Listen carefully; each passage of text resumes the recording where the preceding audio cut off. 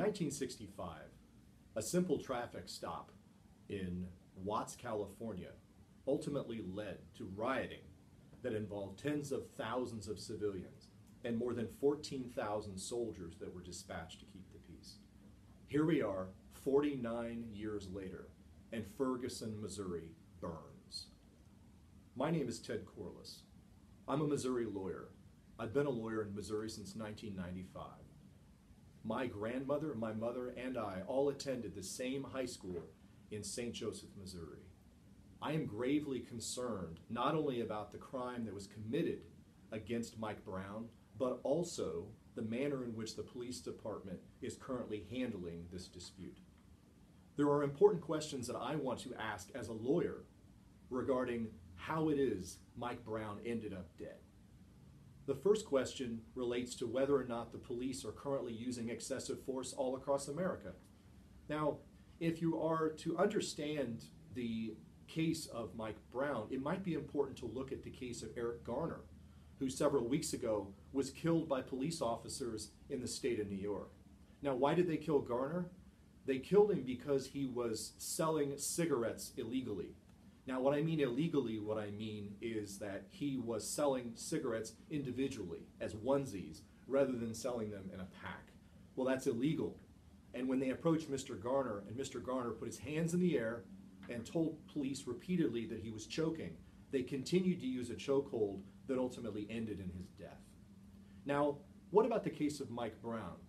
Now, Mike Brown is the subject of a videotape that was released recently from the police department. And according to the police in Ferguson, he was a suspect in a robbery. Now, as a lawyer, I think robbery in the context of someone coming in with a gun and taking money out of the register. But that's not what happened with Mike Brown. Instead, Mr. Brown was showed in the videotape walking off without paying for a package of these. He then left the convenience store and went down the street where he and a friend interfaced with Darren Wilson, the police officer who was recently disclosed as the shooter. The facts as described by the police department are that Mr. Wilson feared for his life because Mike Brown was reaching for Mr. Wilson's gun. Understand, police are routinely trained in the manner in which to deal with civilians. In fact, they're even trained on how to deal with civilians who are attempting to get their gun and to resolve that conflict in a way that will not end in death or injury unnecessarily. Was race an issue in this particular case? Let me ask you something. I'm obviously not African American. I'm white. If I were dealing with a police officer on the streets of Ferguson, Missouri, would they deal with me in a different way? Would they have called me Mr. Corless instead of something else? Well, why would race be an issue in Ferguson, Missouri? Ferguson, Missouri has 67% of its population being African American. Unfortunately, of the 53 police officers that work in Ferguson, only 3 of them are African American. Does this mean that Ferguson has been incapable of filling its ranks with local individuals who may be people of color? I don't know. But doesn't the police department have a responsibility to assure that the police department has a healthy interrelationship with the people that live in that community? And how can you accomplish that task when you have such unequal number of people of color being in the police department? The issue of diversity has been an important conversation over these last few decades, but apparently the concerns about racial diversity have not rung too loud in Ferguson, Missouri. What can we say about the militarization of the police departments all across America? You see stories of police officers being provided in their departments access to automatic weapons, even though crime has been on the decline for the last 15 years.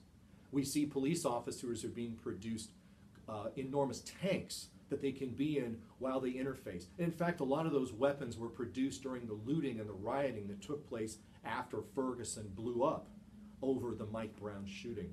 None of those were necessary. You don't need a tank to deal with someone who doesn't have a weapon either the same or similar strength that you have, because in fact most of the police that were responding in Ferguson had automatic weapons. Most of the people who were protesting were simply individuals who were trying to raise the issue of justice, not just for Mr. Brown, but for all people of color, or for all people who may or may not be having a healthy relationship with local law enforcement.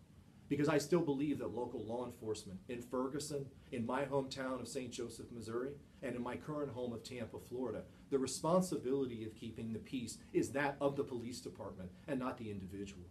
And if in fact Mike Brown is the worst possible case as described by the police department in Ferguson, if he is in fact a robber and was justifiably or not justifiably removing a box of these from the convenience store, did that justify a summary execution of him on the side of the road because of the subjective fears of Officer Wilson?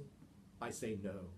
I say if you militarize the police as we have, you put them in tanks and you give them M4s or other automatic weapons, they won't act like law enforcement anymore.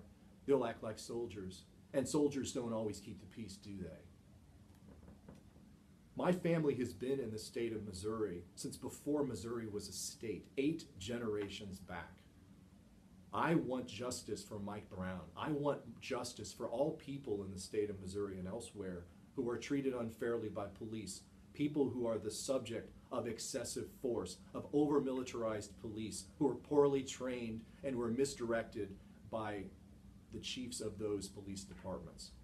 I'm asking for, as we say in Missouri, show me. I'm asking you to show me justice. My name is Ted Corless, editor of News Munchies. Go to our website at newsmunchies.com or follow us at News Munchies on Twitter. See you real soon.